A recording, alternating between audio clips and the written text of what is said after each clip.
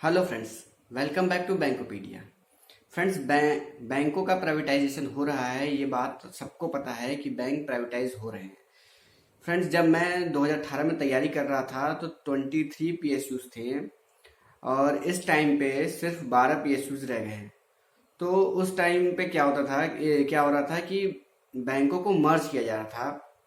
मर्ज करके बड़ा बैंक बनाया था, दो तीन बैंकों को मर्ज करके बड़ा बैंक बनाया जा रहा था। वहां तक तो ठीक था, वहां तक ये पॉलिसी जो चल रही थी वहां तक ठीक था। बट अभी क्या गवर्नमेंट की पॉलिसी है? अभी गवर्नमेंट सरकारी बैंकों को प्राइवेटाइज कर रही है, सरकारी बैंकों को प्राइवेटाइज कर रही है। और ऐसा सुनने में आ रहा है, और सुनने में क्या आ रहा है, अब तो उस पर वर्क हो रहा है कि सिर्फ 5 पीएसयूज रह जाएंगी इंडिया में। बाकी बाकी में से अपने सारे शेयर बैंकों में जितने भी शेयर हैं उनको सरकार बेच देगी।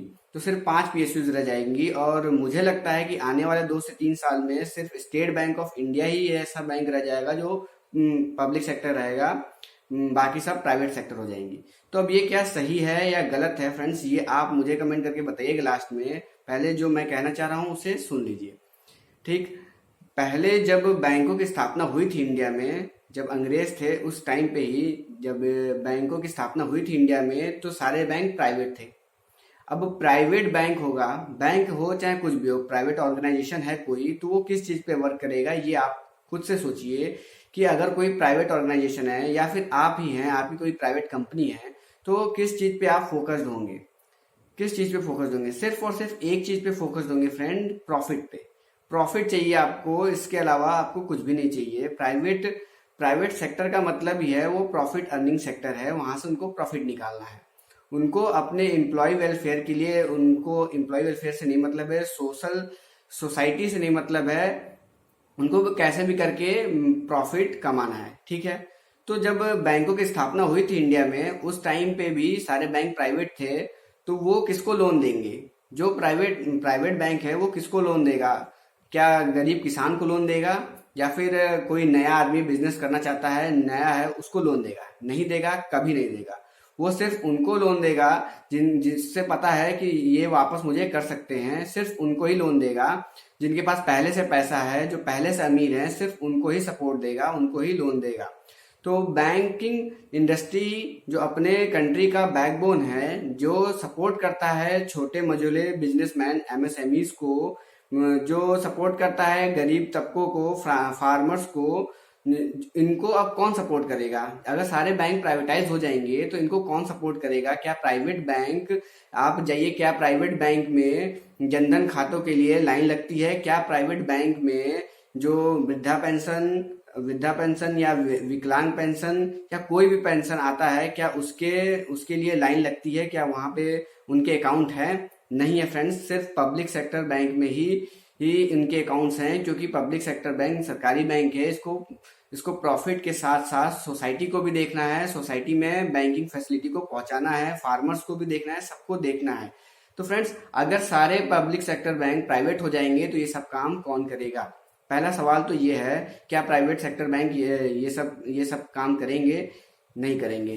करेंगे कि नहीं करेंगे? मेरी तरफ से तो नहीं है। आपका क्या सुझाव है? आपका क्या सोचने का तरीका है? इस पे क्या पहलू आप रखते हैं, ये मुझे कमेंट में जरूर करिएगा, मैं भी देखूं कि आप लोग का क्या सुझाव है। ठीक है। पहली बात तो ये हो गई कि डेफिनेट हो गया है, इस पे वर्क चालू हो गया है कि प्राइवेटाइजेशन हो रहा है बैंकों का। अब किस तरीके से सेल होगा, उनका शेयर कैसे सेल होगा, इस पे बात चल रही है। दूसरी न्यूज बहुत बड़ी ये है कि जो ग्रामीण बैंक है, आरआरबीज हैं, उनको मर्ज किया जा रहा है इंडिया पोस्ट से। इंडिया पोस्ट से मर्ज किया जा रहा है इसको। तो कहने की बात यह है कि अभी जो आरआरबीज है उसमें 50% शेयर सेंट्रल गवर्नमेंट का है, 15% शेयर स्टेट गवर्नमेंट का है, 35% स्पॉन्सर्ड बैंक का है। अगर सारे बैंक प्राइवेट हो जाएंगे, कुछ बैंक ही बचेंगे, 5 बैंक जो कह रहे हैं, 5 बैंक अगर बचेंगे, तो जो इनका लीड बैंक है, आरआरबीज का लीड बैंक है, जो स्पॉन्सर्ड बैंक है, वो उसका स्पॉन्सरशिप कहाँ जाएगा? आरआरबीज को स्पॉन्सर कौन करेगा?